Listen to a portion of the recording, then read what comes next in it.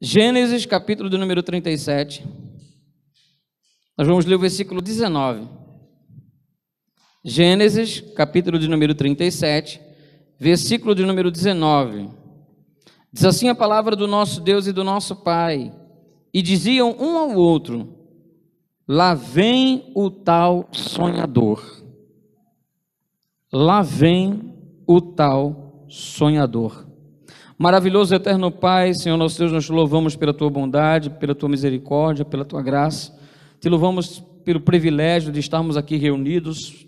Te louvamos pelos cânticos que foram entoados, ó Deus, pela oportunidade que tivemos de abrir os nossos lábios para exaltar o teu santo nome, para bendizer o teu santo nome. Te louvamos pela certeza, ó Deus, que o Senhor recebeu os nossos cânticos como uma expressão do sentimento que há no nosso coração, de devoção, de gratidão, ó Deus, por tudo que o Senhor tem feito nas nossas vidas. Te louvamos porque sentimos a tua presença no nosso meio e não haveria sentido esse culto se não tivéssemos essa consciência de que o Senhor está presente entre nós. Te louvamos pela tua palavra nessa noite lida. Te pedimos o auxílio do teu Espírito Santo, ó Deus, ao podermos pensar, refletir sobre aquilo que o Senhor deseja nos falar. Que essa palavra traga aos nossos corações consolo, que essa palavra traga aos nossos corações exortação, que essa palavra traga ao nosso coração edificação. É a nossa súplica nessa noite, no nome santo do teu Filho Jesus.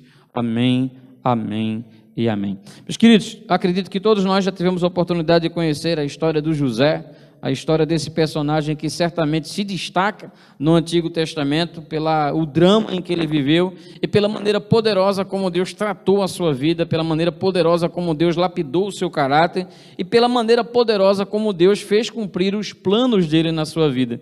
O texto que nós acabamos de ler é um desabafo, é uma expressão utilizada com desdém e menosprezo pelos irmãos de José ao avistá-lo de longe, quando esse se aproximava. Lá vem o tal sonhador, lá vem aquele que sonhava, lá vem aquele que estava... E essa crítica, essa afirmação, essa zombaria por parte de seus irmãos se devia ao fato de alguns sonhos que trouxeram perturbação ao coração dos irmãos. Eram sonhos em que mostrava, entre alguns desses sonhos, o sonho que culminou com um sentimento de revolta no coração dos seus irmãos, ao ver que as suas mães, os seus irmãos se dobravam, se ajoelhavam diante de José. E isso acabou gerando uma revolta. Chega para o seu pai Jacó e diz: pai, eu tive um sonho. Como foi esse sonho, menino?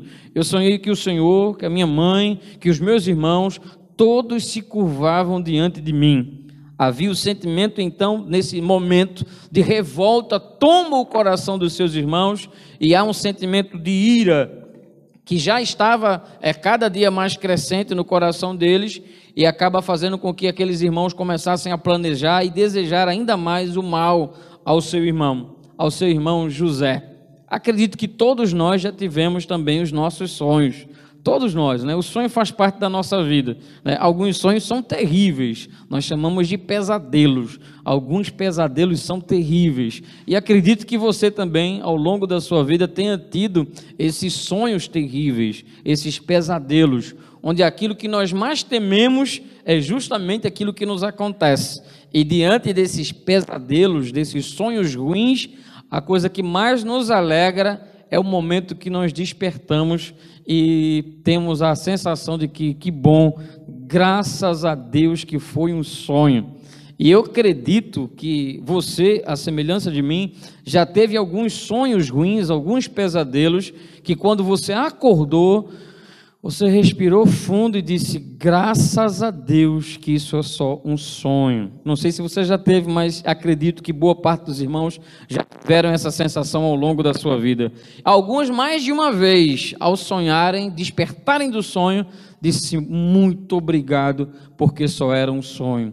Sonhos às vezes carregados de dor, angústia e às vezes até morte, nesses sonhos, sentimentos de morte, luto, afloram nesses sonhos e quando você se desperta, o sentimento de gratidão toma conta do seu coração, porque não passou de um sonho, Tudo continua no mesmo lugar, o maridão está ali do lado, a esposa está do lado, está tudo bem com os filhos, está tudo bem com mamãe e papai, nada aconteceu, o carro continua lá na garagem, garagem, né? O carro não foi roubado, né? Você não foi roubado, né? Ninguém tocou fogo na casa, né? Ninguém está sequestrado, né? Ninguém sumiu, graças a Deus, né? Ninguém está com uma doença incurável, né? Em estado terminal, né? São pesadelos que vez ou outras acaba vindo de uma forma aflorando na nossa vida, né? Você não vai cair da barreira, né? Aquela sensação de que você vai cair de algum lugar, né? Isso não aconteceu, né? Você só estava sonhando, foi apenas um sonho ruim, foi apenas um pesadelo. Mas também temos sonhos bons, né? São sonhos que a gente se acorda com aquela sensação de que, puxa, né? Queria que esse sonho durasse mais um pouco. Esses sonhos, às vezes, é com alguém amada que já não mais está aqui, alguém que já partiu, e a gente tem aquele sonho, né? Que no sonho é tão bom, né? Quando a gente acorda, é aquela mistura de saudade com tristeza e de lamento, né? Puxa, né? Foi um sonho. À medida que o tempo passar, da distância do momento da perca, né? Essa sensação vai diminuindo, né, de tristeza de tristeza, mas a sensação de saudade e a sensação de que como foi bom ter sonhado apesar do tempo, né? Faz tanto tempo já, né? Mas vez ou outra vem na nossa mente, né? Tá lá, né? Tá lá no nosso HD, e vez ou outra os nossos sonhos acabam trazendo essas pessoas, né? Esses locais que nós tivemos, né? Então imagina, né, você passar por um lugar que marcou e depois você, puxa, sonhei que estava lá, né, estava lá em tal lugar, né, um lugar que marcou a minha vida, um lugar que marcou a minha história, né, um lugar que de alguma maneira trouxe memórias significativas, gravou no meu coração, marcou no meu coração memórias que ficam na minha vida, e vez ou outra nesses sonhos acabam vindo e aflorando. Esses sonhos, né, que às vezes podem ser bons, às vezes podem ser ruins, fazem parte da nossa vida, fazem parte da nossa infância, né, e acredito que ao longo do tempo, à medida que vamos envelhecendo, apesar da vida corrida que nós temos, em algum momento, quando tivermos relaxado o suficiente, né, às vezes na correria do dia a dia, a gente nos pega com aquela sensação de que, rapaz, nunca mais eu sonhei, né? Mas quando estamos relaxados o suficiente, vez ou outra, vem aquele sonho, né, vem aquela lembrança, vem aquela experiência, né, que às vezes é boa e às vezes é ruim. Foi assim com José, né? Ele teve esses sonhos, né? E os sonhos dele, embora ele não compreendesse, trouxe uma perturbação para a vida dele, né? Os seus irmãos se voltaram contra ele, houve incompreensão, né, diante da sua fala, do seu relato, e é possível, inclusive, que imaginassem que, na verdade, aquele sonho nem existiu, né, de que ele estava simplesmente, de alguma maneira, menosprezando os seus irmãos e menosprezando os seus pais. É possível que as pessoas tenham olhado para ele, não com o olhar de alguém que de fato sonhou, mas alguém que estava criando uma situação para, de alguma forma, se sobressair sobre os seus irmãos, já que eles tinham essa visão tão negativa acerca de José, que era semeada, inclusive, para o outro, né, de que ele era o queridinho do papai, que ele era o favorito do papai, por ter sido o filho primogênito de Raquel, a mulher a quem Jacó amava profundamente, a qual ele trabalhou 14 anos da sua vida para possuí-la definitivamente como sua esposa. Mas aí nós vemos José tendo um sonho, e o relato sagrado, as páginas da Bíblia, nós vamos observar que não se tratava apenas de um sonho, não era um sonho. O que José estava tendo era uma revelação de Deus. Deus estava falando algo a José através de um sonho. Algo que José não compreendia naquele momento, que seus irmãos não compreendiam, mas era Deus ministrando ao coração de José um sonho que ele não entendia, que ele não compreendia, que ele não estava vivenciando nada parecido, mas que Deus estava falando acerca do futuro de José. E isso mostra muito a maneira que Deus trata com seus servos, a maneira como Deus falou com seus servos naquele momento, a maneira que Deus estava de alguma maneira mostrando a José de que algo poderia acontecer, de que tinha por detrás daquele sonho algum significado, além daquilo que ele sentiu no momento. E José sabia disso. José sabia de que aquele sonho não era um sonho comum. Ele sabia que não era algo que foi resultado da sua mente. Ele sabia que tinha algo naquele sonho diferente, embora ele não compreendesse no exato momento. Assim também é na nossa vida. Nós passamos por algumas situações, nós passamos por alguns momentos que às vezes nós não conseguimos compreender plenamente o porquê nós estamos passando, ou porquê nós estamos vivenciando tal experiência. Mas é uma oportunidade que Deus tem nos dado, dia após dia, de dependermos dEle e de compreender que nem todas as coisas nós entendemos no momento exato. Há um tempo certo até para entender as coisas, sobretudo as coisas de Deus. Se nas coisas do mundo há um tempo certo para se entender, para se aprender, de acordo com a nossa capacidade, de acordo com o nosso crescimento, de acordo com a nossa maturidade, nas questões espirituais também. Há muitas verdades, há muitas lições, há muitos princípios que Deus deseja nos ensinar, mas que é necessário que haja maturidade, que haja o tempo necessário para que essas coisas comecem a ficar claras na nossa mente. E alguns momentos que nós vivemos, algumas lições, nós só iremos compreender no tempo oportuno. E até lá, há esse caminho todo a ser percorrido, caminho esse que foi percorrido, inclusive, por José, de uma maneira belíssima e que nos traz lições maravilhosas na nossa vida. Nos ensina de que esse sonho, primeiro que não era resultado da sua mente, não era resultado do seu subconsciente que estava aflorando pensamentos e por essa razão expressou um sentimento que havia no coração dele. Era aquilo de fato ele desejava, era o que ele queria, no fundo da sua alma, lá no seu ego, era isso que ele trazia, e agora ele botou para fora o seu desejo naquele sonho. Não se tratava de nada que ele trazia dentro de si, se tratava de um plano de Deus para a vida dele, se tratava de algo que Deus já tinha planejado, que Deus já tinha projetado e que Deus de alguma maneira estava guiando a história para que as coisas acontecessem da maneira que o Senhor já havia determinado. Deus sabe o futuro e por saber o futuro e saber o futuro de maneira antecipada, Deus sabe tudo e sabe tudo de maneira antecipada. Deus ele usa os seus meios para que os seus propósitos sejam feitos, para que os seus propósitos sejam executados. Foi assim na vida de José e também é assim na nossa vida. Mas precisamos aprender durante esse momento, nós precisamos aprender algumas verdades que não podem ser esquecidas, que precisam ser dia a dia alimentadas no nosso coração, porque nós também sonhamos, mas também temos projetos de Deus na nossa vida. Todos nós que estamos aqui presentes, Deus tem um projeto para a nossa vida.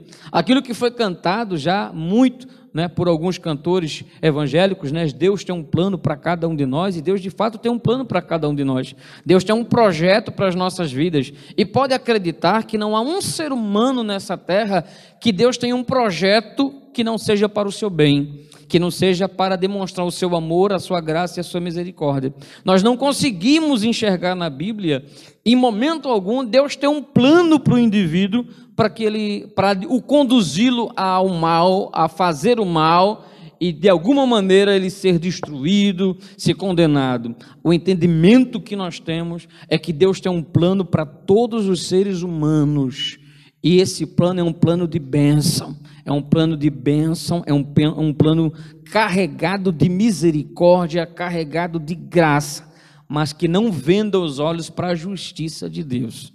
Então, quando nós olhamos para José e para esse sonho, que não era um sonho resultado da sua mente, era o projeto de Deus, nós começamos a ver, ao ler os versículos seguintes a esse capítulo de número 37, de que as coisas aconteceram de fato como o Senhor havia dito, de que não era um sonho resultado da sua mente, mas era projeto de Deus. Mas o projeto que Deus tinha para a vida de José, só foi possível acontecer porque houve disposição no coração de José. Houve um elemento chave que foi imprescindível para que esse projeto acontecesse. Essa chave chama-se fé. Sem a fé é impossível agradar a Deus. Sem a fé é impossível viver a realidade do Evangelho. Sem a fé é impossível acreditar num Deus invisível, num Deus que opera maravilhas. Sem fé é impossível acreditar que um dia Jesus de Nazaré, o Cristo, que viveu há mais de 2000 anos atrás, retornará a esta terra para levar um povo seu, para estar para sempre com ele. É impossível fazer isso baseado na nossa lógica humana. É impossível acreditar nisso baseado no nosso raciocínio humano. Apenas é possível acreditar mediante a fé, a certeza das coisas que nós não vemos, mas que nós acreditamos que são verdadeiras, como assim o escritor aos Hebreus vai definir no capítulo de número 11 do seu livro. É impossível chegar aonde Deus deseja sem fé. É impossível. José não chegaria e nenhum de nós vamos conseguir chegar num patamar que Deus espera para vivenciar os projetos e os planos de Deus na nossa vida sem desenvolvermos a fé. E é interessante também notarmos que nos dias que nós estamos vivendo, quantas pessoas às vezes alimentam no seu coração uma fé que não é uma fé genuína, é uma fé melindrosa, uma fé que não suporta as crises, uma fé que não suporta as críticas, uma fé que não suporta o tempo ruim, uma fé que não suporta ser contrariado, uma fé que não suporta passar por provações.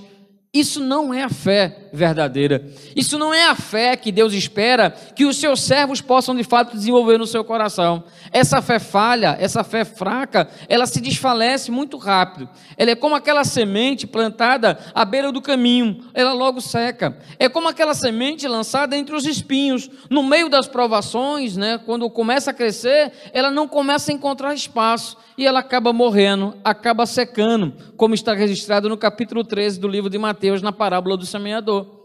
É necessário que haja a fé suficiente para conseguir germinar, crescer e florescer e frutificar para a honra e glória do nome do nosso Deus, do nosso Pai. Sem fé é impossível caminhar nos dias que nós estamos vivendo. Dias de tantas incertezas, dias de tantas posições, É impossível a olhar o mundo à nossa volta e não clamar por um coração cheio de fé, não olhar a súplica daquele centurião dizendo, Senhor, daquele pai, acrescenta, Senhor, a minha fé.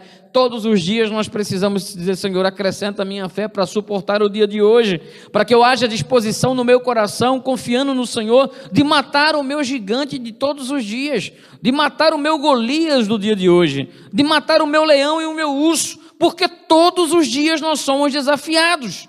Todos os dias vêm contra nós situações, circunstâncias que tendem a nos abalar completamente, a arrancar de nós a nossa paz, a tirar a nossa tranquilidade, a fazer com que venhamos completamente perder a estabilidade, seja física, seja emocional e seja espiritual. Mais do que nunca precisamos ter convicção e alimentar a nossa fé. Uma fé que esteja preparado para viver os projetos de Deus. Mas que fé é essa, pastor Márcio, que nos tratará, que evidências, que características tem uma fé que está preparada para viver os propósitos de Deus? Em primeiro lugar, uma fé que está preparada para vivenciar os propósitos de Deus na nossa vida é uma fé que nos ensina a lidar com tempos difíceis. É uma fé que está alicerçada na certeza de que nós iremos passar por dificuldades. A fé verdadeira, uma fé que nos fará vivenciar os projetos de Deus na nossa vida, é uma fé que não nos isenta de passar por dificuldades. Quando nós olhamos para José, e é justamente o oposto que muitas vezes tem sido alimentado nos nossos dias. O oposto que tem sido muitas vezes divulgado em muitos púlpitos, que tem sido cultivado em muitos corações de pessoas que se dizem cristãs. Uma fé que não está à prova de provações e de dificuldades, mas uma fé que está preparada para viver os propósitos de Deus, os projetos de Deus na nossa vida. É uma fé que não nos isenta de passar por dificuldades. Essa é uma fé verdadeira. Uma fé que nos ensina que não haverá tempo difícil, uma fé que nos ensina que sempre haverá fartura, que sempre haverá paz, que sempre haverá crescimento, uma fé que não me ensina, que não nos ensina, que não alimenta o meu coração, de que haverá renúncia, de que haverá andar a segunda milha, de que eu precisarei em alguns momentos da minha vida dar a outra face. Essa não é a fé pregada nas Escrituras, essa não é a fé exposta pelos profetas e pelos apóstolos que foram instruídos por Deus a escreverem esse santo livro. Ao contrário, as Escrituras nos mostram que de fato uma fé verdadeira, uma fé autêntica, uma fé que nos ensinará a vivenciar o momento que nós estamos vivendo, esse tempo do fim, é uma fé que tem consciência que ela não nos isenta de passar por tempos difíceis, por tempos de dificuldade. Quando nós olhamos para a vida de José, nós vamos observar claramente as dificuldades que ele passou. Poderemos observar, por exemplo, em Gênesis capítulo de número 37, versículo de número 28, quando nos diz: quando os mercadores israelitas de Midian se aproximaram, seus irmãos tiraram José do poço e o venderam por 20 peças de prata aos ismaelitas, que os levaram para o Egito. Ele foi vendido pelos seus irmãos.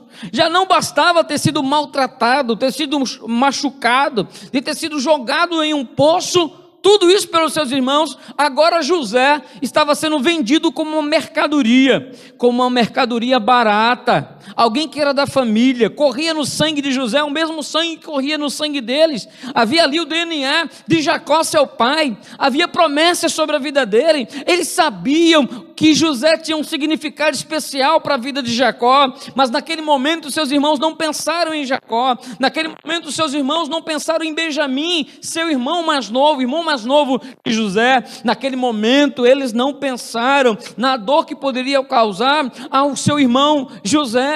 Eles não pensaram dos traumas, das dificuldades, das cicatrizes que estavam sendo abertas, não apenas no seu físico, mas também na sua alma, nas suas emoções ao longo do tempo. Quantas portas de traumas não poderiam ter sido abertas na vida de José, que podia fazer dele uma pessoa amarga, que podia fazer dele uma pessoa vingativa, que podia fazer dele uma pessoa rancorosa, mas ao contrário, Deus era com ele, e quando Deus é conosco, Deus nos ensina a lidar com os nossos traumas, Deus nos ensina a lidar com os nossos complexos, Deus nos ensina a lidar com o nosso tempo ruim, de uma maneira tal que nós não nos tornamos escravos dele, mas nos tornamos senhores dele, porque nós temos a mente de Cristo.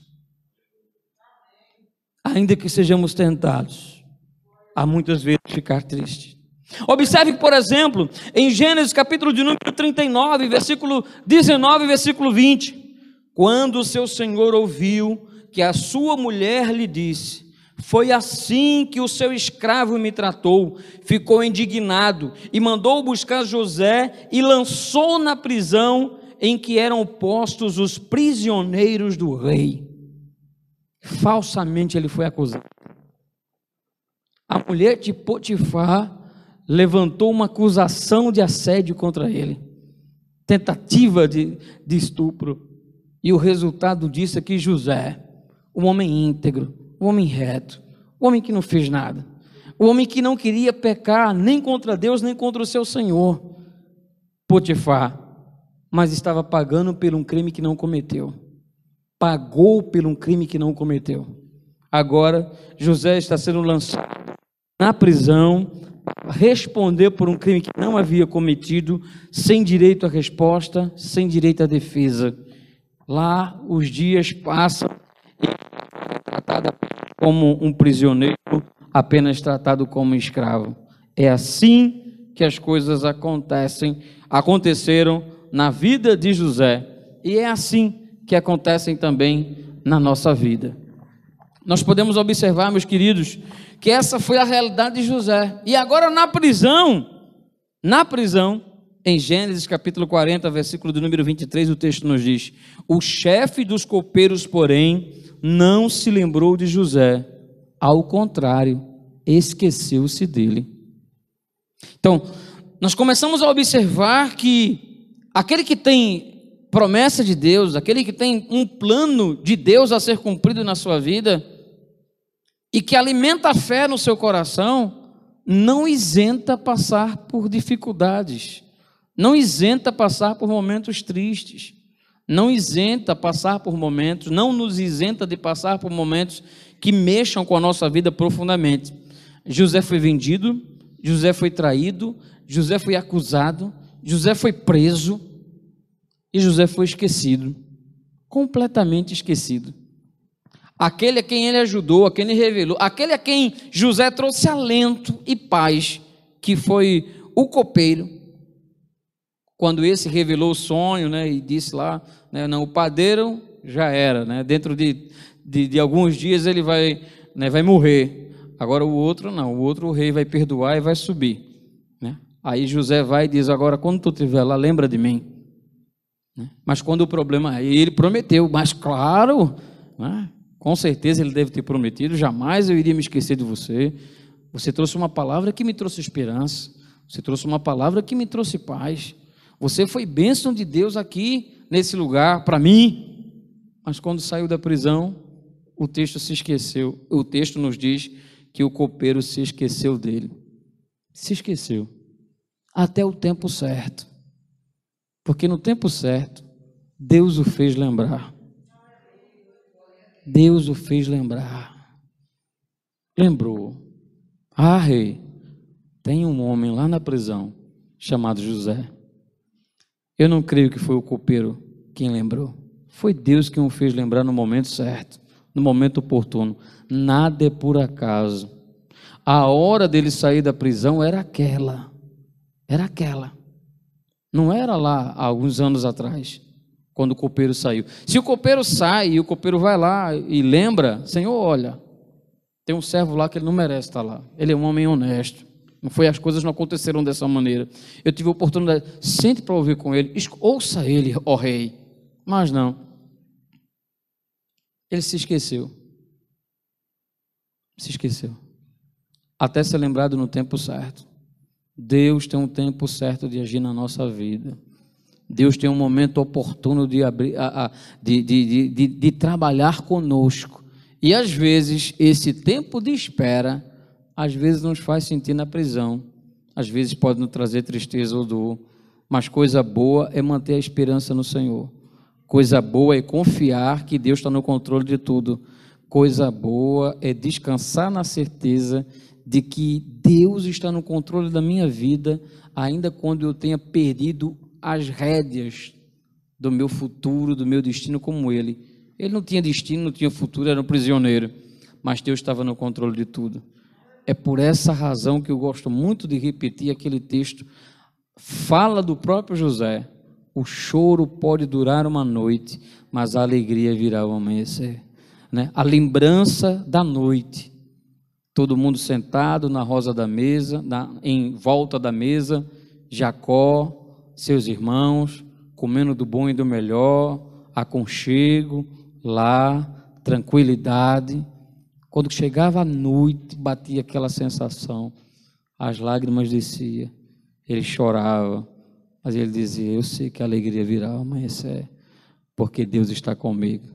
Eu não sei o porquê, não sei o para quê, mas eu sei que Deus está no controle da minha história, sei que Deus está no controle da minha vida, e não tardará, ainda que eu seja esquecido, ainda que mintam contra a minha vida, ainda que eu seja lançado na prisão, ainda que eu pague por coisas que eu não cometi, eu vou continuar crendo no Senhor, porque quando Deus nos faz promessa, Ele não nos diz que não teremos, não nos diz o caminho que precisaremos passar para alcançar tais promessas. Assim é, e certamente assim acontecerá nas nossas vidas. É aquilo que o Senhor Jesus vai nos dizer em João, no capítulo 16, verso de número 23, quando Ele nos diz, tendo-vos dito para que em mim tenhais paz, no mundo tereis aflições, mas tende bom ânimo, eu venci o mundo. João 16, versículo 33. Uma fé que está preparada para viver os projetos que Deus tem preparado para as nossas vidas, é uma fé que está preparado para viver com a oposição. Por incrível que pareça, existem pessoas no meio religioso, hoje no meio cristão, pessoas que falam da fé e da convicção em Deus, que louvam, que cantam, que pregam, que não conseguem lidar com a oposição. E é terrível isso, porque o mundo em que nós estamos vivendo, essa parte da nossa vida nessa terra, a nossa vida terrena, a oposição fará parte dela. Se nós não estivermos preparados para viver com a oposição, às vezes na família, às vezes no ambiente de trabalho, às vezes na faculdade, às vezes na vizinhança e às vezes na própria igreja, se nós não estivermos preparados a lidar com a oposição, nós iremos fracassar na nossa caminhada, nós iremos abrir brechas na nossa vida, nós estaremos abrindo portas na nossa vida para que a nossa emoção seja abalada e a nossa caminhada espiritual seja completamente destroçada, porque nós não conseguimos lidar com a oposição. Essa atitude muitas vezes é vista nas crianças, né, que não aceitam não. Ela quer que a vontade seja feita, e as crianças não aprendem a lidar com a oposição. Vocês vão ver o que é isso, e vocês também, daqui para o final de ano vão ver isso também, todos os dois casais, né? E se a bênção for grande, vai emborcar para trás também, né? E pegar a Olívia aí. As crianças não querem lidar, elas não querem lidar com a oposição, elas querem que sempre, eu quero isso, está aqui, né? E existem pais que acabam com seus filhos dessa maneira. Se você faz sempre a vontade do seu filho, você não está criando o seu filho, você está criando um problema para a geração futura, pode acreditar. O não precisa fazer parte da nossa vida, precisa fazer parte da nossa história, é ele que nos põe limite. Mas como é fácil para nós olhar a atitude do nosso filho e dizer, é birra, esse menino é cabuloso, ele só quer fazer o que quer. Pense no menino, numa menina genista, só quer fazer o que quer. Aí a criança vai crescendo, chega a fase da adolescência, a gente, menina, agora é que está mesmo, só quer fazer o que quer, né? Aí a gente bate na mesa e diz, aqui a vontade é minha, eu sou seu pai, eu sou sua mãe, enquanto você estiver dentro de casa, que você vai fazer a minha vontade, né? Mas aquela criança vai crescer e quando estiver na fase adulta, boa parte delas, elas ainda vão querer que a sua vontade seja feita. Até que um dia, elas estão passando em frente à Igreja Evangélica Batista em Afogados, se converteu e entrou dentro da igreja, né? Aí vai fazer parte da equipe do louvor, vai fazer parte do ministério, né? E vai querer que a sua vontade seja feita, né? Então, a vontade, essa vontade, pense no problema, é um problema. É o problema que nós conseguimos identificar nas crianças, mas não conseguimos admitir que nós mesmos, adultos, velhos, barbados, quase careca e de cabelos brancos, muitas vezes não sabemos lidar com a oposição. Nem todo mundo precisa nos amar, nem todo mundo precisa nos tratar como se nós fôssemos um grande amigo. As pessoas têm ciclos de amizade, têm esferas de amizade. Isso não quer dizer que você seja menos importante para ele ou mais importante. É apenas grau de relacionamento. Faz parte da vida da igreja. Fez parte dos relacionamentos da vida de Jesus. Jesus sobre lidar com oposição, Pedro, os apóstolos. A Bíblia fala de como lidar com as oposições. Só você, só eu, é que não admitimos e que queremos que a nossa vontade seja feita.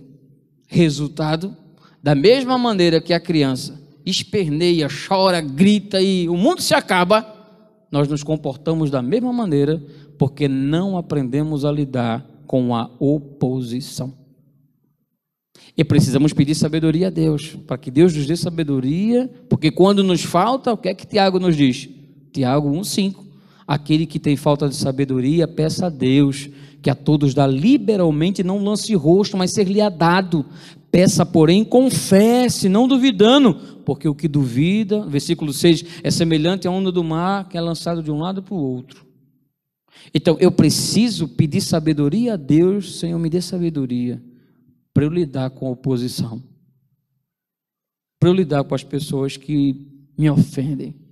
Eu não estou dizendo que você não precisa ficar triste, eu não estou dizendo que você não precisa ficar chateado, eu não estou dizendo que você não precisa ficar irritado às vezes, eu não estou dizendo que você agora vai de repente sair do mundo físico e se tornar um anjo e as suas emoções estarão blindadas. Não estou dizendo isso. Eu estou dizendo que você precisa ter estrutura para suportar as pessoas que pensam diferente, que agem diferente e que talvez não lhe amem, não lhe respeitem e não lhe desejem como você espera. Faz parte da vida. E nós precisamos ter maturidade para vivenciar essa realidade. E entender que de uma maneira ou de outra, as pessoas que estão do meu lado e me amam e me apoiam, elas são tão importantes para mim, ouça isso, do que as pessoas que são oposição. As pessoas que são oposição na minha vida, elas são tão importantes para mim em muitos momentos da minha vida, do que as pessoas que me amam, que me apoiam, que me honram. Porque são essas pessoas que de certa forma acabam, através das atitudes dela, aprimorando o meu caráter, lapidando a minha fé, trabalhando a minha paciência. É justamente assim que seria Diana se não fosse Penina, uma mulher estéril que ia morrer sem ter filhos. Era assim que ia acontecer, era assim, ia ser assim. Então, às vezes, as coisas, essas pessoas, a gente fica se desespera, bota o pé no chão. Senhor, pode ser Penina trabalhando na minha vida, né? Agora não se coloque nessa situação não, porque às vezes a gente se vitimiza quando na verdade a gente é a Penina, né? Que a gente sempre se vê no lugar da Ana, mas às vezes a gente está sendo a Penina, né? A gente está se vitimizando tanto que a gente se coloca no lugar sempre, né, de Ana, mas a gente às vezes é Penina, né? Senhor, me dê sabedoria para não ser Penina, né? E se tiver que passar por situações semelhantes à de Ana, me dê sabedoria a lidar, porque se não fosse Penina, não vi o filho. Se não fosse Penina, não vinha Samuel. Foi a atitude de Penina que de certa forma trabalhou no coração de Ana e que acabou conduzindo ela a orar, ela a fazer o voto e ela receber a promessa. E receber a promessa e receber o filho. Por que nós somos melhores do que esses personagens bíblicos? Precisamos aprender a lidar. Foi assim com José. Observa o que o texto diz em Gênesis capítulo 37, 8, 9 e 10. Vê só. Seus irmãos lhe disseram: então você reinará sobre nós? Quer dizer que você vai reinar sobre nós? E odiaram ainda mais por causa do sonho e do que tinha dito. Depois teve outro sonho e contou aos seus irmãos. Assim os seus irmãos começaram a ter ciúmes ainda mais dele. Oposição. Gênesis capítulo 50, verso 20. Vê a conclusão que José chega. Gênesis 50, verso de número 20. Vocês planejaram mal contra mim, mas Deus o tornou em bem, para que hoje fosse preservado a vida de muitos. Então, o Senhor está lapidando a nossa vida, enquanto tem pessoas, circunstâncias, situações que passamos difíceis, né, que nos traz tristeza, dor, angústia, às vezes, mas são situações que de alguma maneira, se nós pedirmos sabedoria a Deus, nós vamos crescer espiritualmente, crescer na nossa intimidade com Deus e crescer na nossa maturidade cristã. A verdade é aquilo que Tiago, capítulo 4, versículo 7 nos diz: portanto, submetam-se a Deus, resiste ao diabo e ele fugirá de vós. Submeta-se à vontade de Deus e tenha essa sabedoria de lidar com essa situação e entenda de que as pessoas que às vezes tentam lhe fazer mal, elas estão lhe promovendo. Foi assim com José, foi assim com Ana. Alguém lembra de mais alguém? Alguém lembra de um homem chamado Mardoqueu? O que seria de Mardoqueu se não fosse Amã? Ia passar a vida toda passando dificuldade. Ia passar a vida toda passando dificuldade. Mas houve um homem chamado Amã que, indignado com ele, preparou uma forca para enforcá-lo. E quem morreu na forca foi o próprio Amã. E o homem chamado Mardoqueu foi honrado pelo rei. Bendito seja o nome de Jesus. Por quê? Porque ele aprendeu a lidar com as pessoas que pensavam diferente. Aprendeu a lidar com as pessoas não só que pensavam diferente, mas com as pessoas que desejavam o seu mal. E entendeu que por detrás daquele mal, Deus, se a pessoa tiver com a fé firmada em Deus, essa fé lhe conduzirá a lidar com as pessoas que agem dessa maneira e lhe fará você crescer. E foi isso que aconteceu com ele. O Senhor nos deseja que dia após dia tenhamos uma fé real, concreta, que esteja preparada para viver o tempo de Deus. Pois o texto nos diz em Gênesis, capítulo de número 41, verso de número 46, José tinha 30 anos de idade quando começou a reinar, a servir ao faraó, rei do Egito, como governador. 30 anos de idade. Ele tinha 17 quando foi vendido. O Senhor deseja, se você deseja vivenciar os projetos de Deus na sua vida, tenha uma fé que esteja pronta a esperar o tempo de Deus. Amém. Que essa palavra encontre lugar no seu coração, que essa palavra produza paz à sua mente e que você dia após dia esteja buscando viver essa realidade. Os planos de Deus para José não ficaram pelo meio do caminho, eles se tornaram realidade, porque os planos de Deus não morrem jamais. Da mesma forma, os planos de Deus para a sua vida também não vão morrer. Somos nós quem precisamos ter uma fé capaz de ver esses projetos se tornarem realidades. E qual a nossa decisão essa noite? Viver à margem do caminho ou vivenciar essa realidade? Esteja pronto a entender que uma fé verdadeira não lhe isenta de passar por dificuldades. Uma fé verdadeira que esteja pronta para passar pelas dificuldades que a vida enfrentarão, lhe ensinará a viver com a oposição, com aqueles que se levantam contra a sua vida para de alguma maneira lhe fazer desistir. Uma fé verdadeira é uma fé que esteja lapidando o seu caráter para que você possa esperar o tempo de Deus. Maravilhoso e eterno Pai, Senhor nosso Deus, nós te louvamos pela tua bondade, pela tua misericórdia, pela tua graça, pela certeza que o Senhor está no controle de todas as coisas. Te pedimos dia após dia que o Senhor esteja lapidando a nossa vida, lapidando o nosso caráter, a fim de que de fato venhamos te servir, te adorar, como o Senhor espera. Ensina-nos, ó Deus, a desenvolver essa fé autêntica, real. Não permita que as heresias, que as falsas doutrinas desse mundo penetrem o nosso coração, mas que a nossa fé e o nosso amor estejam firmados no Senhor. Em nome de Jesus. Amém, amém e amém. Deus abençoe, uma boa noite a todos.